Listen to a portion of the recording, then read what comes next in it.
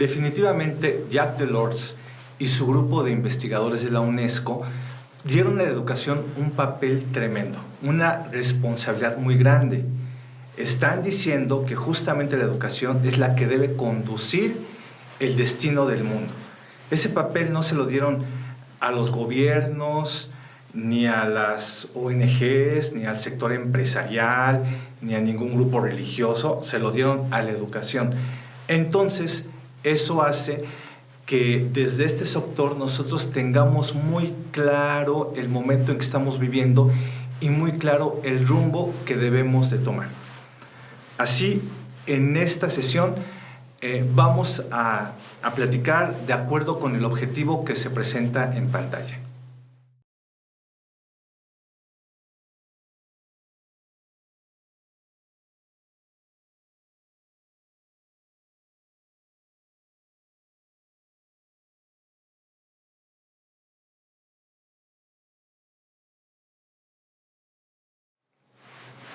Primero, vamos a hacer una pregunta. Usted dígame, ¿en qué sociedad vivimos actualmente? Algunos de ustedes están comentando que vivimos en la sociedad de las tecnologías.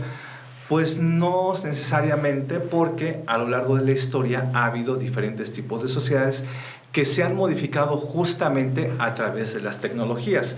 Así podemos hablar desde el descubrimiento de cómo manejar el fuego o de la máquina de vapor. Es decir, en diferentes épocas de la historia, las tecnologías han transformado las épocas, y en este sentido, en esta época, vivimos rodeados de unas nuevas tecnologías, pero no distinguen esta era por las tecnologías las cuales siempre han aparecido.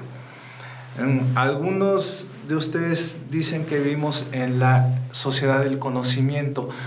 Pues tampoco sería así necesariamente, puesto que hay una distancia entre la transmisión de datos y la disponibilidad de la información hacia el conocimiento. El conocimiento ya requiere que haya un procesamiento de información.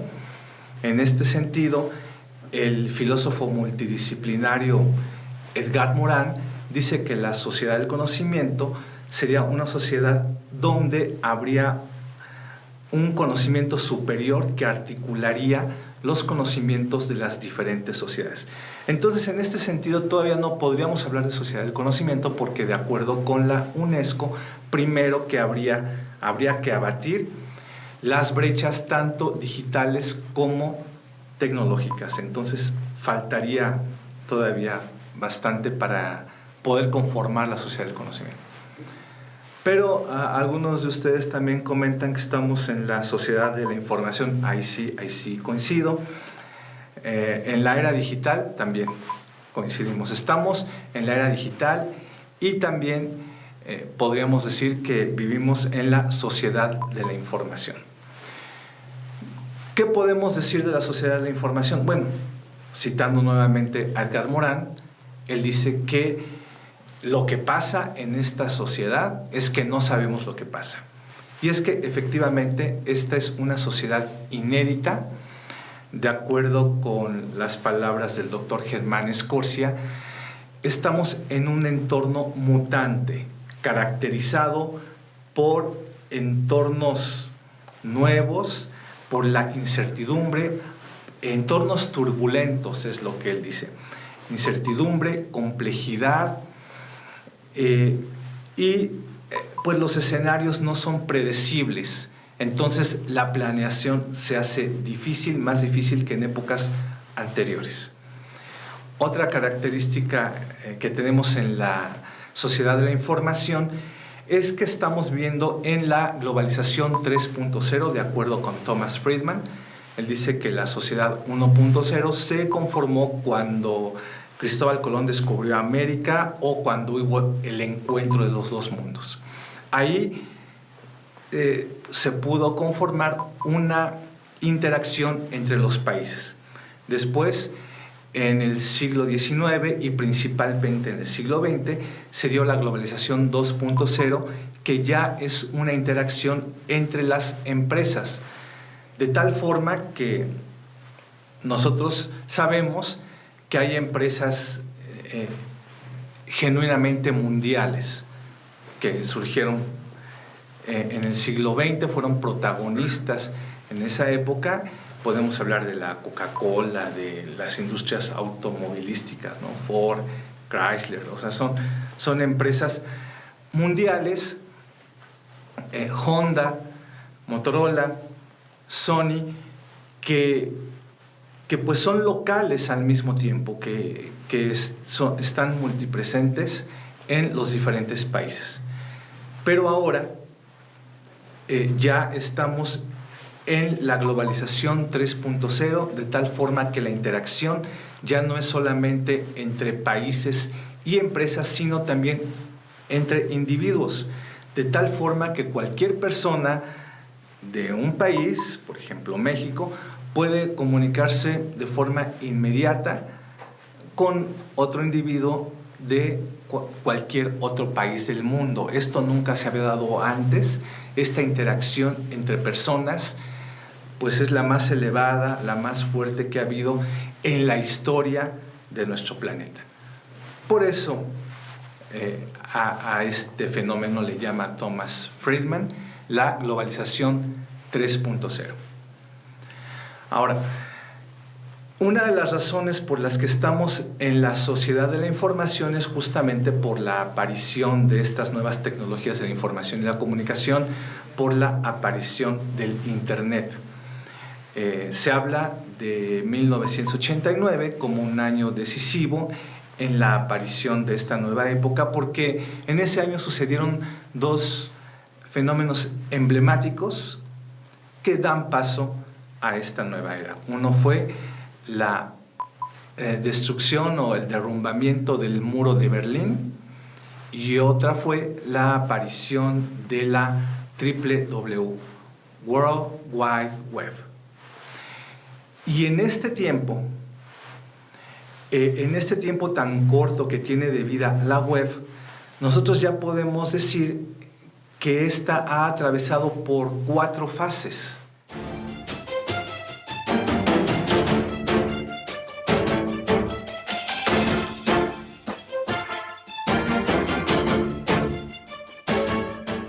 En su corta vida ya ha habido una evolución bastante fuerte. Primero empezaríamos con la web, cómo surgió. La web fue un conjunto de organizaciones que subieron sus contenidos para ser vistos por los usuarios, y se pensaba en ese tiempo que por la web se iban a vender ya las cosas, que iba a haber una gran efervescencia, que inclusive la gente iba a comprar todo por la web, iba a comprar pañales, iba a comprar todo lo que necesitaba. Pero ¿qué pasó? Estamos hablando que esto inició a partir del 89. ¿Qué pasó en esta fase de la web? ¿Tuvo éxito o no? Pues la realidad es que no, que en los 90 se dio justamente el fenómeno de la explosión de la burbuja.com, y muchas empresas se fueron a la quiebra porque no resultaron las cosas como estaban previstas. Así, pues ya no hemos escuchado nada últimamente de estas empresas emblemáticas como la American Online o este navegador, Netscape, y otras empresas que se fueron a la quiebra. Entonces, después de esta explosión de la burbuja.com, de todos modos quedaron en el planeta pues todas unas grandes redes de fibra óptica debajo de la tierra que atravesaba los océanos, que estaba ya lista para utilizarse. Así surgió la web 2.0, en donde quien empezó a utilizar esta infraestructura fueron los mismos usuarios. Se les dio la posibilidad de ser ellos los que proveyeran la información, no como en la primera fase de Internet, que es quienes proveían la información eran las organizaciones que contrataban sus páginas web. No, ya en la web 2.0, la misma gente, los mismos usuarios empezaron a convertirse en generadores de información. Así nacieron los blogs, nacieron los wikis, las primeras redes sociales. No sé si alguien de ustedes se acuerde de la red social myspace.com. Y bueno, después surgió una empresa que dejaba que las personas pudieran grabar sus propios videos y subirlas como YouTube, ¿de acuerdo? Y la web 2.0 tuvo su efervescencia ya con las redes sociales que surgieron posteriormente, como Facebook, Twitter, Instagram y otras que están no tanto disponibles en los países occidentales, que están en China, por ejemplo, pero que son inclusive más grandes en cuanto a número de usuarios que las que acabo de mencionar. Bueno, pues esa fue es la web 2.0. Pero también tenemos otra fase en la web que es la 3.0. Si todos nosotros en este momento entramos a youtube.com o a facebook.com o a Netflix o a Twitter, nosotros vamos a ver que a cada uno nos va a aparecer información distinta. Y ahí es donde estamos hablando de la web 3.0, la web personalizada, la web semántica. A cada quien nos aparece algo distinto porque estas redes se están adaptando a nuestro perfil, a nuestros intereses, a nuestras necesidades. Entonces, ya tenemos una web que tiene información nuestra y que la utiliza para nuestro propio consumo, ¿de acuerdo? Entonces, esa es la web 3.0, que, como había dicho hace un momento, es la web semántica. Y aún más, ya la web está teniendo su versión 4.0, es una versión que ya está iniciando, pero a la que todavía le falta mucho camino por recorrer. A esta web se le conoce también como la web ubicua, y es que antes el Internet estaba en los PCs solamente, o en las PCs, ahora ya también está en los teléfonos, en las pantallas planas y posteriormente, bueno, en las tabletas, por supuesto, y posteriormente también va a estar en los refrigeradores de nuestras casas, en los coches, en las lavadoras, en las estufas, en el baño. Es decir, vamos a tener red ya en todos los dispositivos y estas van a estar interconectadas. De tal forma que muy probablemente en un futuro a mediano plazo, usted se va a levantar porque su celular en la mañana ya le dice que es hora de despertarse, va a dirigirse hacia el baño. En el momento que usted dé sus primeros pasos, automáticamente se va a abrir la regadera en la temperatura que a usted le gusta, automáticamente va a salir lo necesario para su aseo.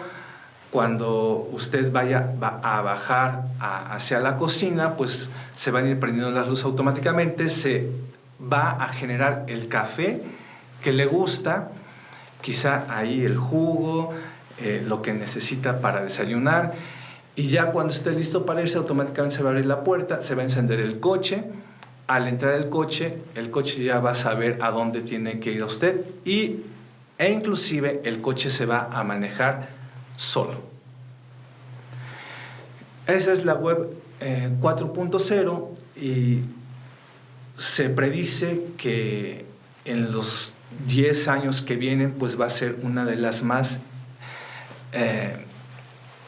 pues de los trabajos o todos los trabajos en relación a la web 4.0 pues van a estar muy presentes en las áreas productivas. Entonces pues allí vienen fuentes de trabajo.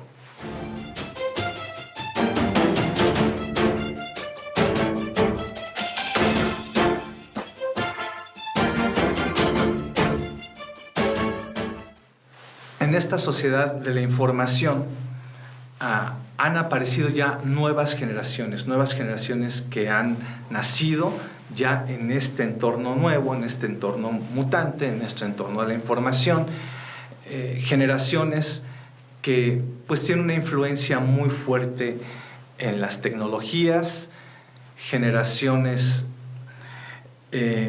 que las utilizan de forma natural.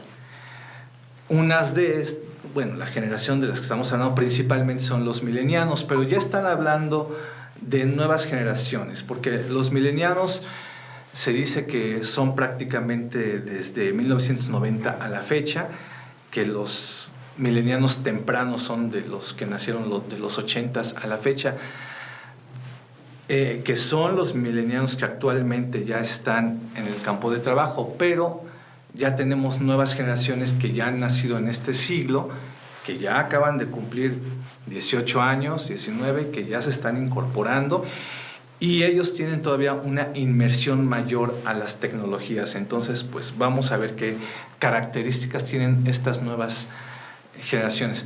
Vamos a poner en un video de unos segundos una característica que tienen los millennials.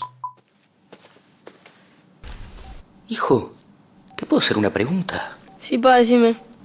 ¿Qué es el portal web de personal?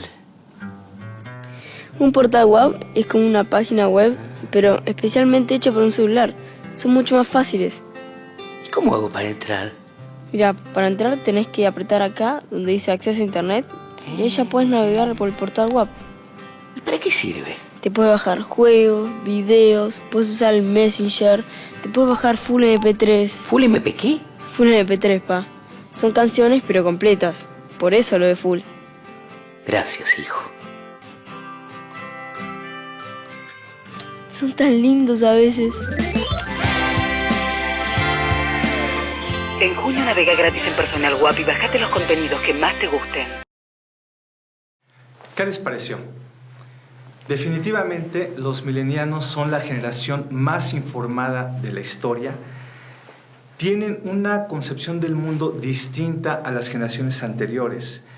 Tienen una cultura distinta, por ejemplo, en cuanto al respeto a los mayores, en cuanto al trabajo, en cuanto a la libertad, en cuanto a la familia, en cuanto a sus planes como generación, en cuanto al cuidado físico, en cuanto a los entornos ecológicos.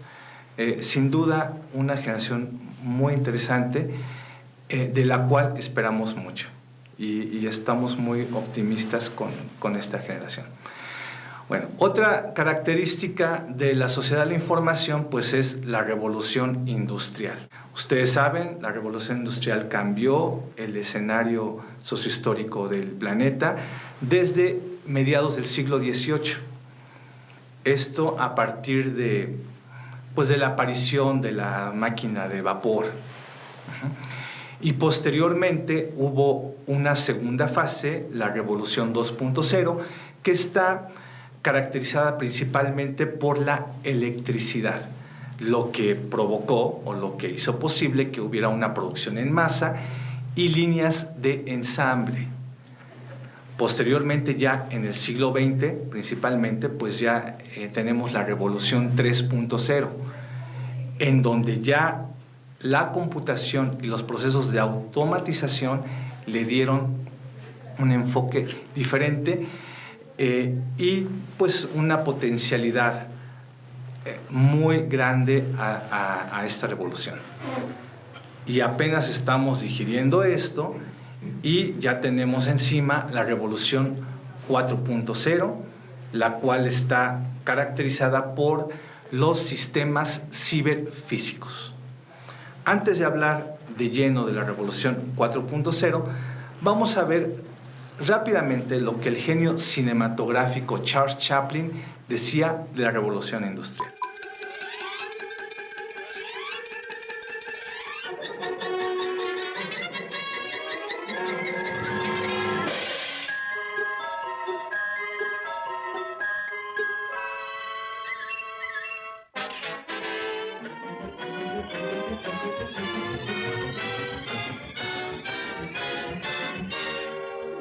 ¿Qué tal? ¿Qué opina?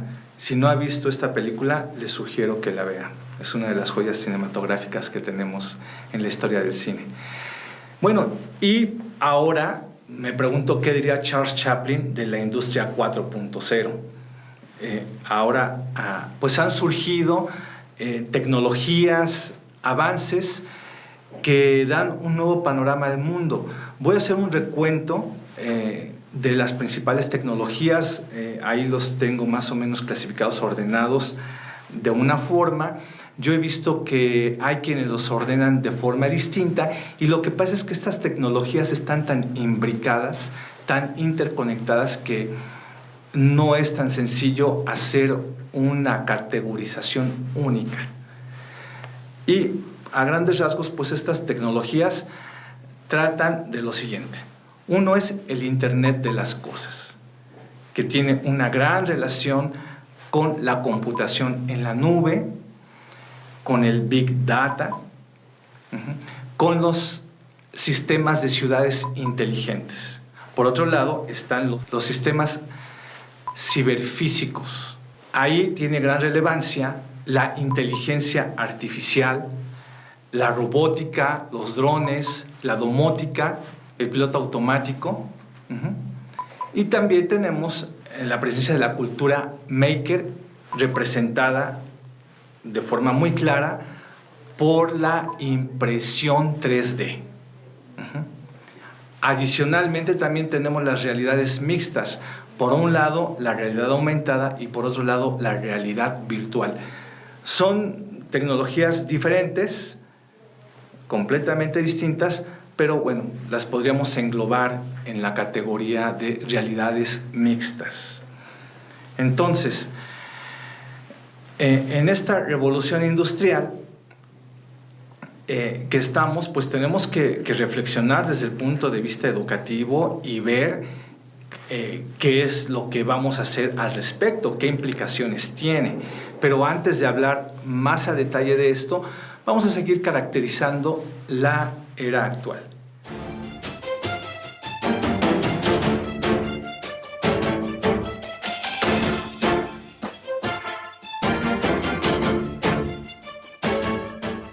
Otra característica de la era en que vivimos, pues tiene que ver con las familias. Antes, en la era industrial, las familias estaban compuestas principalmente por papá, mamá e hijos. Ahora se ha ido cambiando. Ya hay muchas familias que ya están separadas. Por ejemplo, las tasas de divorcios han aumentado de una forma que no tiene precedente, ya 60 o más %, depende del país, de divorcios. Y también el número de matrimonios ha disminuido. También las familias son más pequeñas, ya el número de hijos únicos es el mayor que se ha tenido en toda la historia. Y pues también tenemos las familias alternativas. Y tenemos también un proceso que va hacia la individualización, de tal forma que ya en Países Bajos, por ejemplo, en países muy avanzados, hay un gran porcentaje de la población que vive solos. O sea que la familia ya es de una sola persona y este porcentaje ya va alcanzando a el número de personas que viven en familia. Por otro lado, también en este entorno tenemos unas nuevas concepciones en cuanto a cosmovisión, principios y valores. Hay cosas que antes se veían de una forma en la sociedad industrial, ahora se ven de otra. Se han cambiado diferentes ideologías acerca de la familia, de principios, de valores, de formas de ver la vida. Entonces sí tenemos que tener claro cómo también ha habido una transformación en cuanto a las ideologías de las personas. Por otro lado, también otra característica de la época actual, pues es la omnipresencia de la mercadotecnia. ya la mercadotecnia ocupa un valor fundamental en la sociedad. Obviamente esta se ha potencializado y se ha fortalecido mucho con el Big Data, de tal forma que la mercadotecnia ocupa un lugar preponderante en la sociedad. Okay. Otra característica de esta sociedad es la omnipresencia de los medios de comunicación. Ante este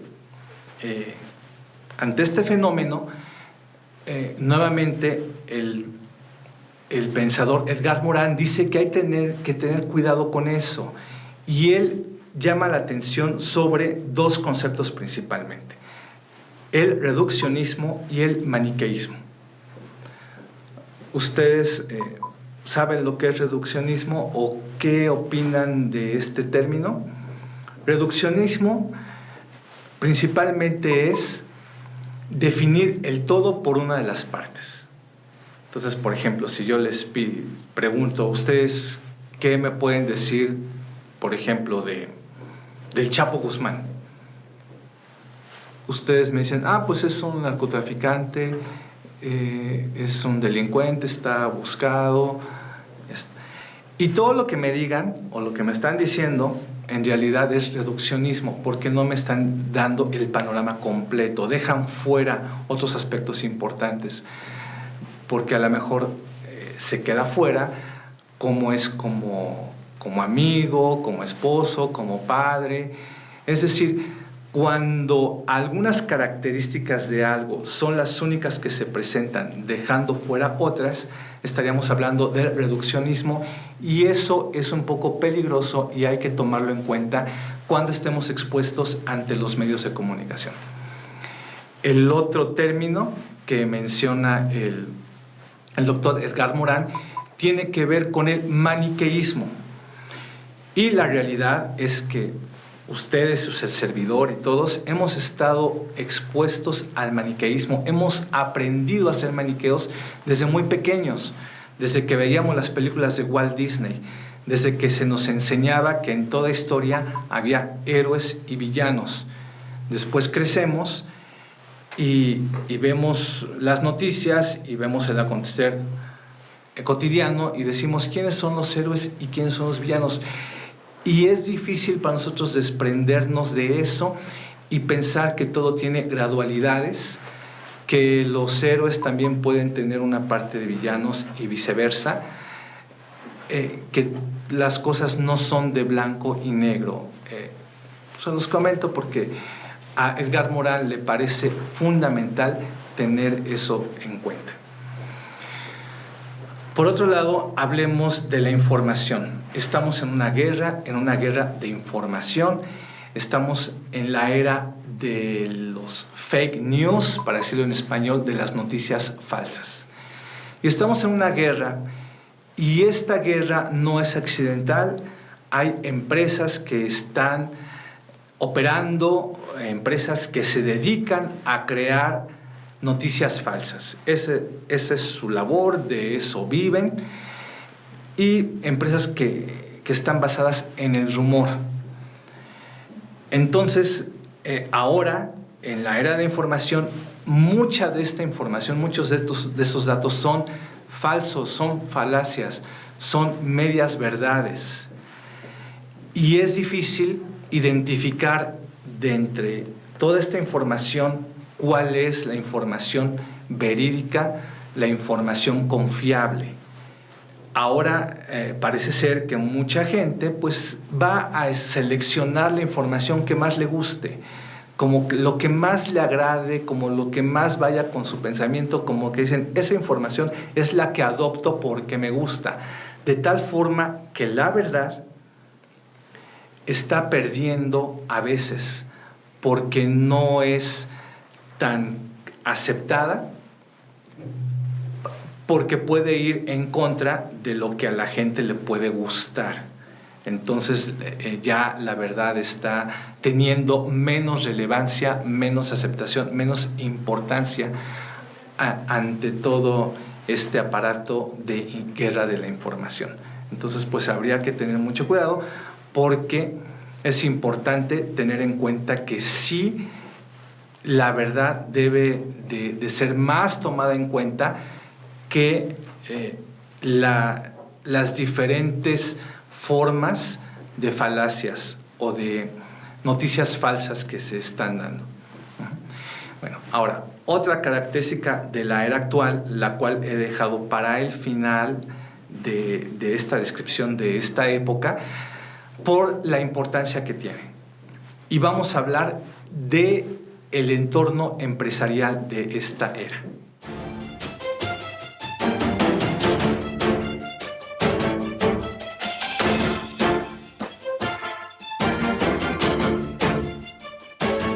Miren, para hablar de este entorno, pues yo les recomiendo 2 libros. Hay uno que se llama Superintelligence, de Nick Bostrom. Es un libro de la Universidad de Oxford. Y de hecho, el autor es el director del Instituto para el Futuro de la Humanidad de la Universidad de Oxford. Entonces, pues lo que viene ahí es resultado de investigaciones muy serias al respecto.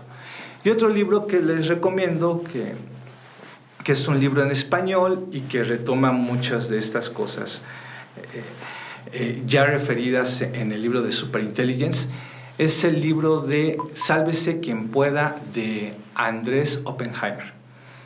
Ahora, ¿qué es lo que se está presentando en cuanto a este nuevo entorno de realidad? Que ya muchos de los trabajos son realizados por robots, de los trabajos que antes realizábamos solamente humanos. Entonces, en una imagen podemos ver un hotel en donde la recepcionista es un robot.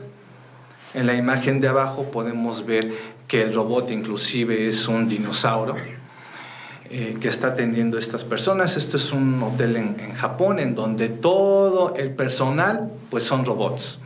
De hecho, en este hotel, como en otros más del mismo Japón y de otros países, solamente hay 2 humanos atendiéndolo. Uno es el director general y otros son los de soporte técnico de los robots. En la siguiente imagen podemos ver un restaurante. En el restaurante pues hay un mesero robot. En la otra imagen podemos ver ya también un cocinero robot. Entonces ya también hemos visto que cada vez en más países también, que hay inclusive supermercados donde ya no hay cajeros, sino que la gente pasa con sus productos, los pasa por el lector óptico, aparece el precio, lo paga, pues en efectivo o en tarjeta, toma su bolsa y se va. Entonces, esto quiere decir que ya están desapareciendo algunos empleos. Les voy a decir una lista de los empleos más amenazados de acuerdo con la Universidad de Oxford. Uno es operadores telefónicos, vendedores en tiendas, agentes de bienes raíces, cajeros, recepcionistas, meseros, cocineros, secretarias, conserjes, personal que da informes, empleados bancarios, soldados, empleos que tienen que ver con el área médica, personal de seguridad y vigilancia, taxistas, mensajeros, camioneros, guías turísticas, técnicos dentales, técnicos farmacéuticos, carniceros, asistentes de abogados, contadores, etcétera, etcétera, etcétera. Entonces, ¿qué es lo que vamos a hacer? Este es un problema o este es un escenario que hay que atender desde la educación. Por eso el libro se llama Sálvense quien pueda. Pero bueno, vamos a ver este tema con un poco más de profundidad. Ya antes han pasado cosas así. Por ejemplo, a finales del siglo XVIII, los trabajadores textiles en Inglaterra estaban en huelga y estaban muy preocupados porque apareció un telar automático que podía hacer la ropa pues grandes cantidades, más de lo que ellos podían hacer. Estaban en huelga porque iban a perder sus empleos. Pero ¿qué es lo que pasó en realidad? Sí perdieron sus empleos, a lo mejor haciendo la ropa, pero a partir de los telares automáticos surgió una gran industria del vestido que se ha hecho mucho más fuerte y más poderosa, y se ha vendido desde entonces más ropa en el mundo, de tal forma que los empleos relacionados con el ámbito textil se han multiplicado de forma exponencial. Los trabajos aumentaron de gran manera. Entonces ahí las preocupaciones de los trabajadores textiles eran infundadas. Posteriormente, en el siglo XIX, los trabajadores de imprenta también estaban muy preocupados porque apareció un impresor de vapor, una impresora de vapor que podía hacer las impresiones a gran escala. Decían, vamos a perder los empleos. Pues sí, perdieron los empleos, pero surgió toda la industria del periodismo, que fue fundamental en el siglo XX, que dio lugar a grandes corporaciones periodísticas. Entonces, ¿qué es lo que pasó en realidad? Que se multiplicaron exponencialmente los trabajos relacionados con la impresión, porque nació pues la industria del periodismo como la hemos conocido, que de hecho pues esta industria ya también está cambiando, porque ahora ya viene el periodismo digital. Pero bueno, en el siglo XIX, en el siglo XX, esta industria fue muy poderosa, muy fuerte. Otro ejemplo, a principios del siglo XIX, los conductores de carruajes estaban preocupados porque se iban a quedar sin empleo por la aparición del automóvil. ¿Qué pasó? Los empleos se multiplicaron, porque imagínense todo el personal que fue empleado para construir carreteras y para la industria automotriz. Entonces, ahí también salimos ganando. Más recientemente, a finales del siglo XX, también había una preocupación porque estaban apareciendo los cajeros automáticos en los bancos. ¿Y qué pasó después de eso? Pues que se multiplicó el número de bancos y la presencia de servicios bancarios, y ahora los bancos emplean mucho más gente que antes. Entonces, hay que ver estos escenarios con mucha profundidad y con mucho análisis. También vamos a poner el ejemplo de Amazon. En Amazon se sustituyeron los trabajadores humanos de los almacenes, los que tenían que cargar los productos y acomodarlos, se sustituyeron por robots, de tal manera que 15,000 empleados perdieron su trabajo de Amazon. Pero, ¿qué sucedió? Que como el trabajo de los almacenes fue tan eficiente, esta empresa empezó a tener mucho más auge, empezó a tener muchos mejores negocios y contrató 100,000 personas más. Entonces, pues también ha sido beneficioso. Ahora hagamos una comparación entre dos empresas de telecomunicaciones. Una muy fuerte en el siglo XX y otra que ha sido fuerte o es fuerte también en el siglo XXI. AT&T y Apple.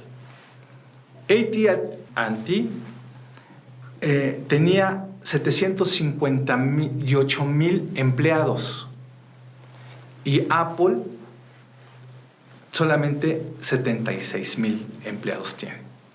Inclusive, por ejemplo, Google solamente tiene 55,000 empleados. Entonces ahí, ¿qué es lo que está pasando? Porque son de las empresas más importantes a nivel global, que ya no están empleando tanta gente como lo hacían sus empresas predecesoras.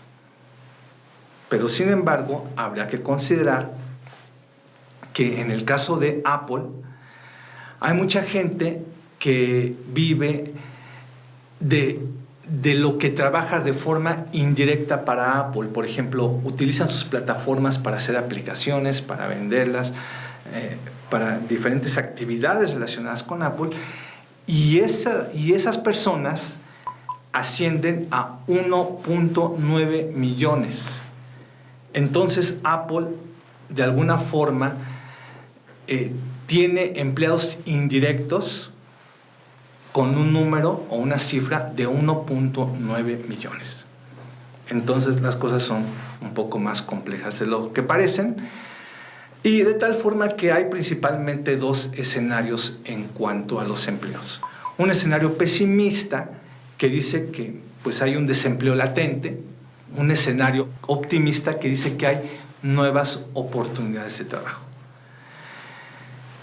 Esto pues, es algo también que debe ser contemplado, y de hecho ya en los estudios, en los análisis que se hacen también desde la Universidad de Oxford, se dice que muy probablemente en el futuro vaya a haber 3 tipos de personas en cuanto al entorno empresarial.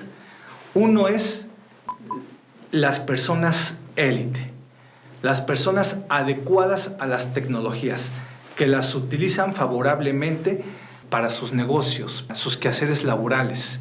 Este va a ser el grupo élite. Otro grupo va a ser los prestadores de servicios, es decir, aquellas personas que puedan hacer lo que no puedan hacer los robots. Y estamos hablando de empleos que tienen mucho que ver con cosas como, por ejemplo, entrenadores físicos, maestros de zumba, profesores de tenis, los que cortan el cabello, es decir, personas que pueden hacer cosas que no pueden ser sustituidas por un robot. Imagínense, ustedes no irían a lo mejor a que les cortara el cabello un robot, ¿verdad? Ellos son los que van a seguir teniendo sus empleos, a lo mejor hasta sus empleos van a ser mucho mejor pagados. Y por otro lado va a haber otro grande grupo que va a ser el de los desempleados, de las personas que se van a quedar sin empleo, ¿de acuerdo? Que va a ser un número grande, y que habría que ver qué es lo que sucede con estos grupos, si ellos van a vivir de los impuestos o se van a quedar en la pobreza. Son cosas que están pendientes por resolver, y quien lo tiene que resolver de forma intelectual pues es justamente el sector educativo. Lo que sí es que se predice, se coinciden los que hablan de estos temas en que va a haber mayor inequidad. Ese es un riesgo latente. Entonces, ¿qué es lo que vamos a hacer?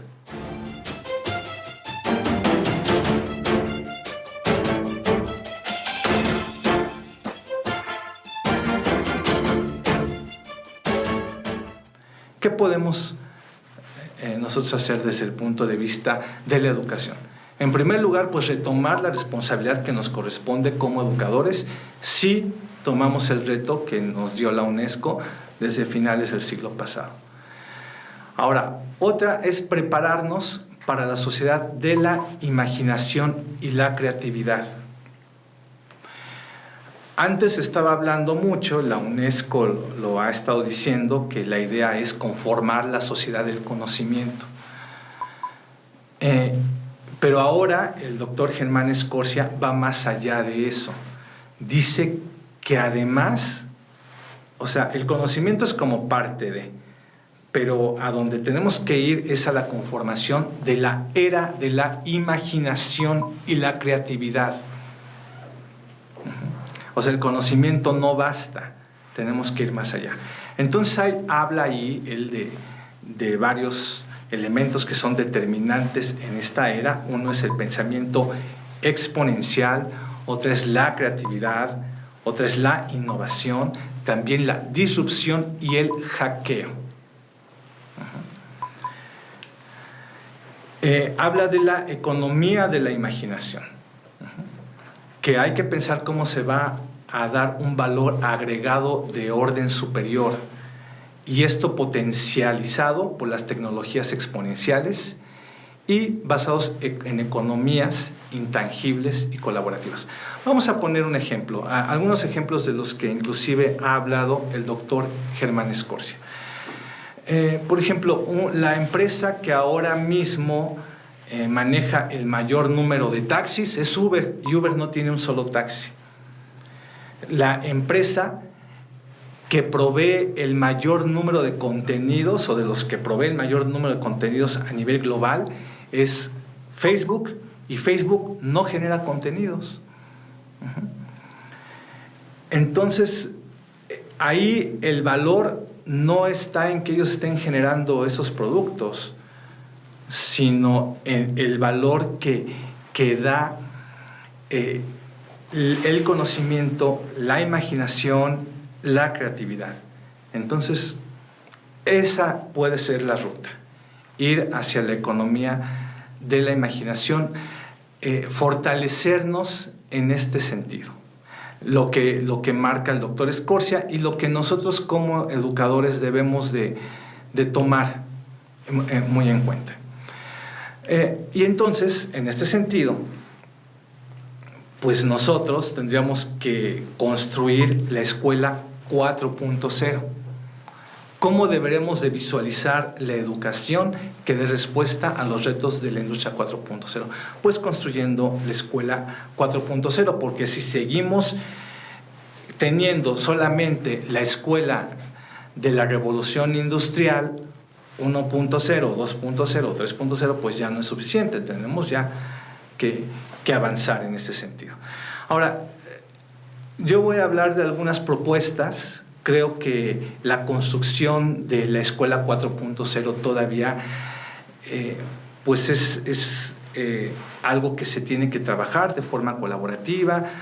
Hay que tener principios, ideas, hay que pensar mucho en cómo se va a hacer. Yo solamente voy a proponer algunas cosas para el análisis. Pero yo sí visualizo la escuela 4.0 como una escuela multimodal, es decir, ya vamos a dejar atrás esas discusiones de que si la educación presencial o la educación en línea, eso ya quedó fuera. Ya la educación debe ser multimodal, al mismo tiempo integrada la educación presencial y la educación en línea. Yo vería muy difícil, yo vería que ya no opera una escuela netamente presencial. Ya la educación netamente presencial sentiría que no es suficiente, que ya es algo que ya no debe de seguir. Algo que debe morir la escuela solamente presencial. Ahora, también la escuela 4.0 pues debería ser una escuela con ambientes físicos y virtuales, es decir, también la escuela debe estar en la nube. Debemos aprovechar la industria 4.0 para la escuela. Debemos de pasar de las TIC a las TAC y a las TEP.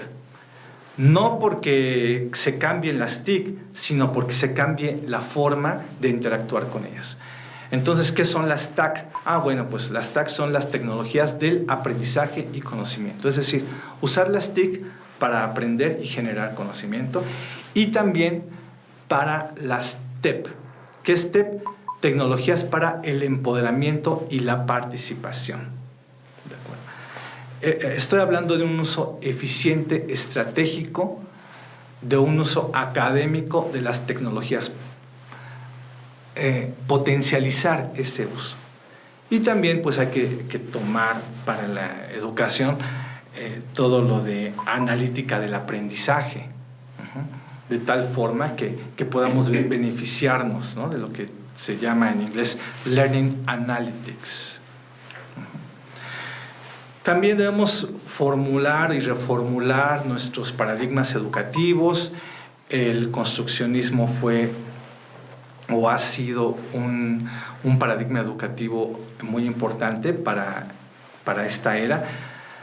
Ahora debemos también tomar en cuenta el conectivismo. Tomar en cuenta en los procesos de aprendizaje la presencia de las tecnologías para favorecerlo. También pues tenemos que fortalecer las metodologías de aprendizaje para estos nuevos entornos.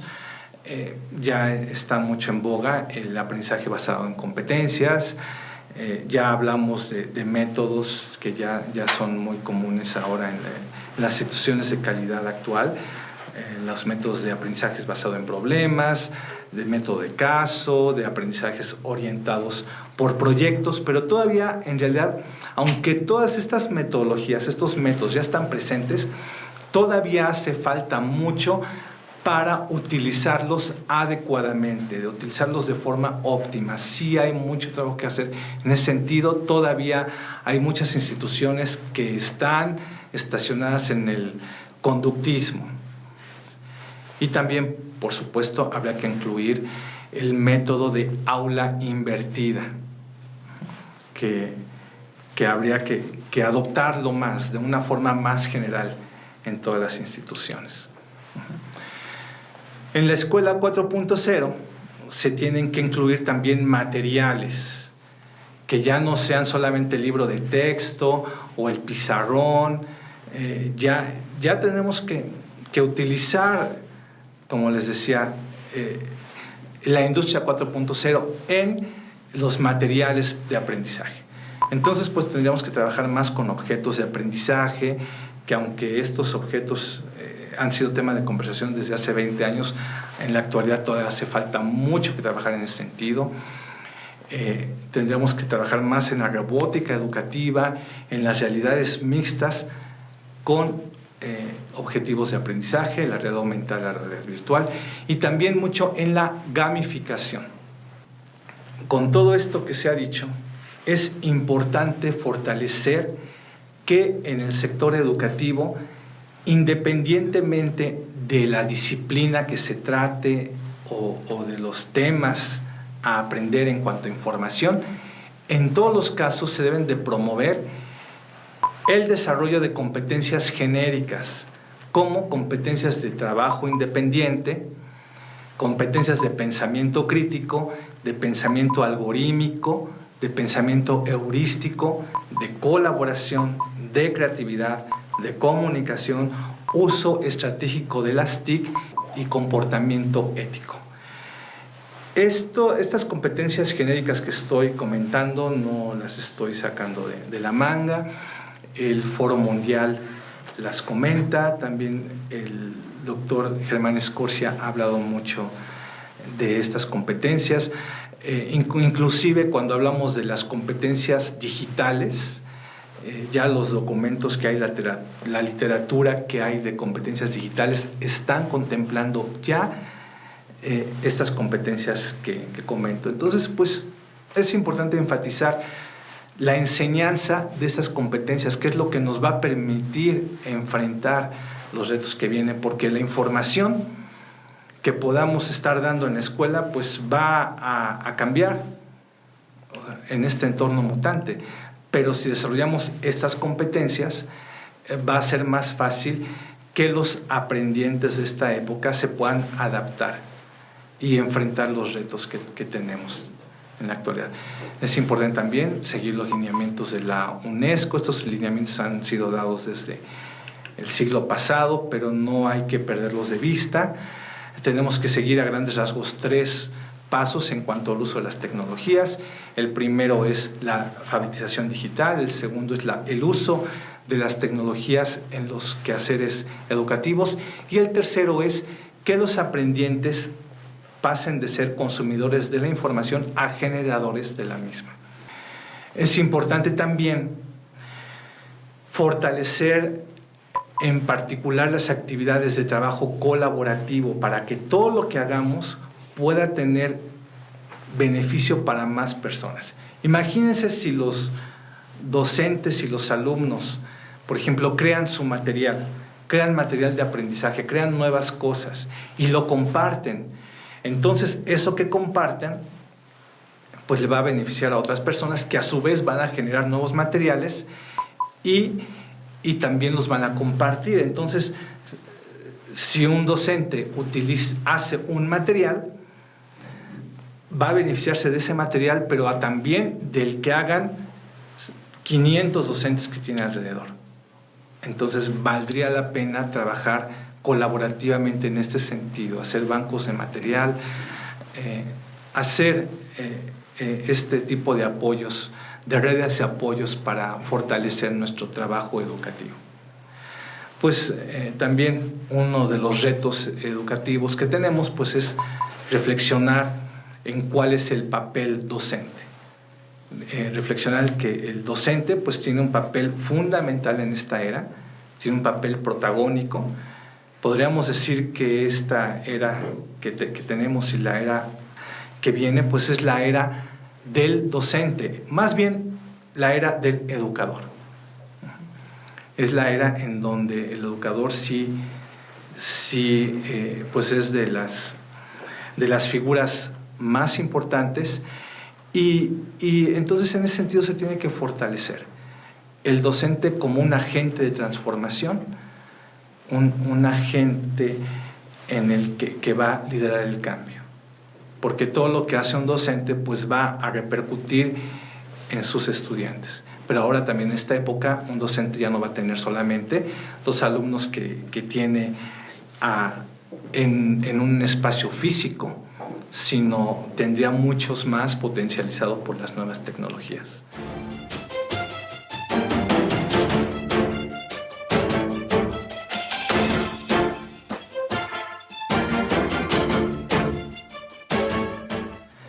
Bueno, pues la idea es simplemente provocar la reflexión en estos temas y que pensemos todos juntos en qué debemos de hacer como educadores para enfrentar los retos de las sociedades actuales y las sociedades por venir. Gracias por su atención.